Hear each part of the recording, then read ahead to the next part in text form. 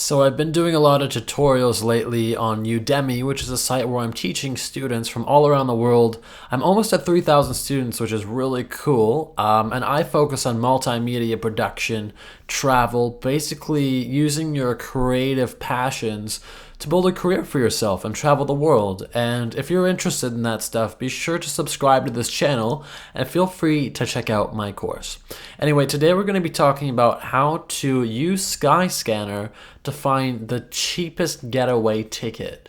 And I'm going to teach you exactly how to do that. Now, some people may not know where to click or how to use Skyscanner, and I've gotten these questions before, but the easiest way, if you're planning for a quick getaway and you don't have a lot of money, but you just need to get out, you have that travel bug, you have that wanderlust, what you want to do is select the city that you're leaving from. So I would be leaving from Halifax International.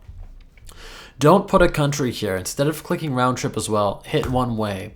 So what you want to do is find the month that you're going to depart. You can actually browse by cheapest month by hitting cheapest month, but instead of picking a specific date, choose whole month and then think about the times when you're free. For example, I finished university for this year, my third year, in April. So in May, I'm going to be totally free. June, I'm probably going to be with family more. July is kind of the busy season. It gets hot in a lot of places. So I'm going to think about going May.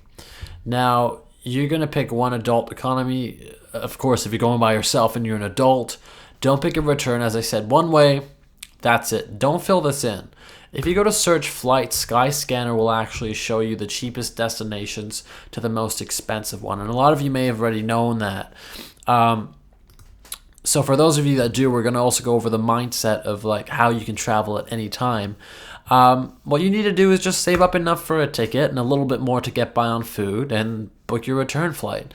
So as you can see, I can go around Canada for around $118. I can actually open this menu. And if it actually loads for me here, I can tell where in Canada would be the cheapest. But let's say I want to get away. Let's say I want to go to Cuba. Looks nice. I can open up Cuba and it'll come up with a lot of options, places I can go. But as you see, I can get out of the country and go pretty far for around $300. I can go to Europe and get to Portugal. So if I want the cheapest route into Europe, actually the cheapest route into Europe would be the United Kingdom over here. I would actually pick my one-way ticket to the UK. Let's scroll up a little bit. There's a lot of Canada in here. So the United Kingdom, I'd be able to go to London with one stop for $273. I can actually go to Edinburgh, but I won't do that because I've already been to Scotland. So let's say I want to go to London. Go for that. And these are your availabilities. What you want to do is you want to try to find the cheapest possible one that you can, and the cheapest possible one is the 24th. So as you see, we can pick the 24th, show flights, and then I will get a list of the airlines that I can travel through. And this is a really good technique because as you see, I can get all the way to England or the UK and then travel Europe by using a budget airline like Ryanair for around $300. I'm able to get out of my country and go and experience somewhere new, somewhere else. So that's a good way to use Skyscanner if you have that travel bug or that itch to get out and just try something new. As you see, it's populating flights. So they generally will go up sometimes, especially once you actually populate this menu. They won't stay as cheap as when you first saw them, but for $346 I can get a one-way into the UK. So that's a really good way to do it. There are more budget airlines coming out. There are different techniques, but that's one really good way. If you just want to get out and you want to use Skyscanner, use it that way. And for those of you, I'm going to go over something really quickly. If you already knew that, I mean, a lot of people do, but a lot of people don't know how to use Skyscanner. I didn't actually a little while ago. But if you want to get out and you knew about this technique, use it right now. Book something far in advance. It doesn't have to be for May.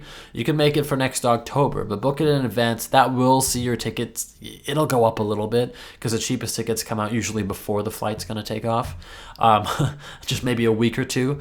But go ahead and do that and find something that's reasonable. For example, if you found something in October that was $380, I mean, it'll be almost $40 extra, but you would be able to guarantee that you would fly out in that month that you selected the ticket for, because you booked the ticket, you have to go now. So go ahead and do that, and you'll find yourself traveling much more. You'll be much happier, and you'll be saving a lot too. You can see the cheapest locations. Anyway, if you have any more questions, you can subscribe to this channel, of course. Leave me a comment, and I also have a travel blog. It's naderisalive.com. So if you want, you can go over to that website and subscribe to my email list, and I'll write about any topic you need to give you help. Thank you so much for watching, and take care.